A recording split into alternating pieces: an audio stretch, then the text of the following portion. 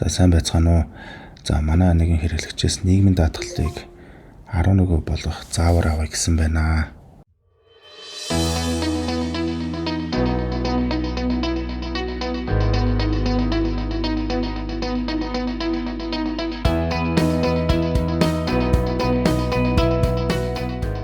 Нийгмийн даатгалын шимтгэлийн хувийг өөрчилж үзүүлье.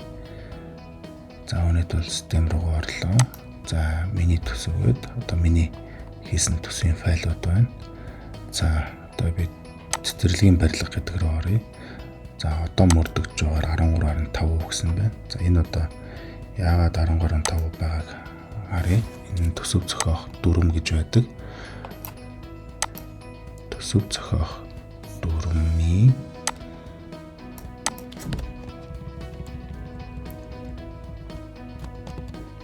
төсвийн задрагаа хэсэг дээр нийгмийн даатгалын болон эрүүл мэндийн даатгалын байгууллага хариуцсан төлөх шимтгэлийн дүн гэж байгаа. За нийт цалингийн 13.5%-аар үржүүлж тооцноо гэсэн байна. За хуулийн дээр юу гэж байдгийг харъя. За ерөнхийдөө бол ажил олгогчийн цалин хөлс түүнтэй адилдах орлогоос төлөх шимтгэлийн хувь хэмжээ бол за ийм задаргаатай. Тэгээд 10.5, 11.5, 12.5 гэсэн дүнгууд байт юм байна.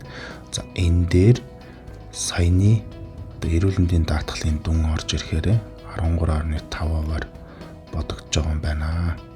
За энэ доотлолт нь бол ерөнхийдөө хувь ажилтнаас суудгаж байгаа шимтгэлийн дүн бол харагдаж байна.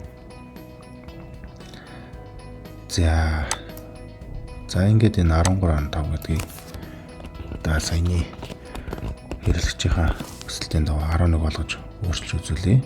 За тэгэхэд бол ингэж орноо. Миний төсөв гэж ороод. За энэ бол яг шууд ингээд задрагалгаа орчиж байна.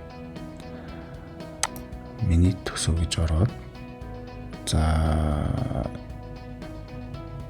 шорон био цорын байгууламж гэдэг рүү орлоо. За зардал засах гэдэг хэсэг байгаа. Ийшээ орно.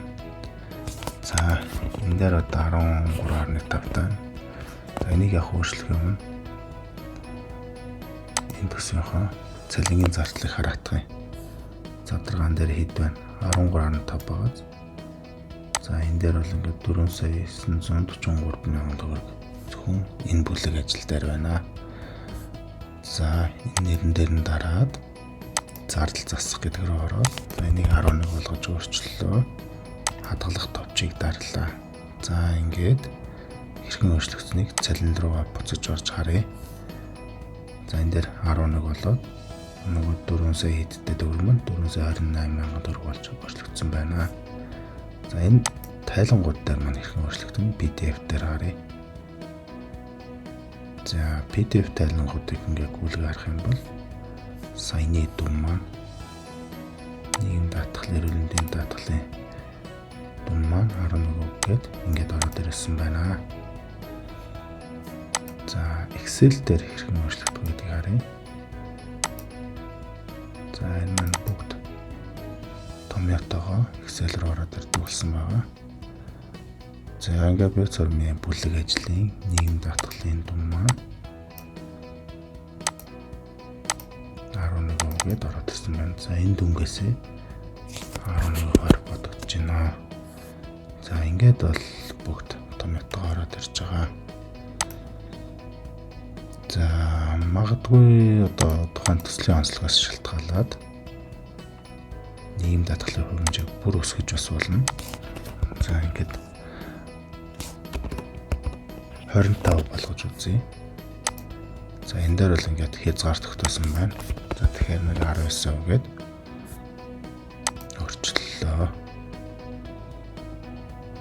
Буцаа цалин руугаа оръё. За энэ дээр бол 19% болгож өөрчлөхөд 6.9 сая болж энэ дүнтэй ажилд орлоо. Ийм өөрчлөлт гарч байна. За PDF дээр бас яаж өөрчлөгдөж байгааг харъя.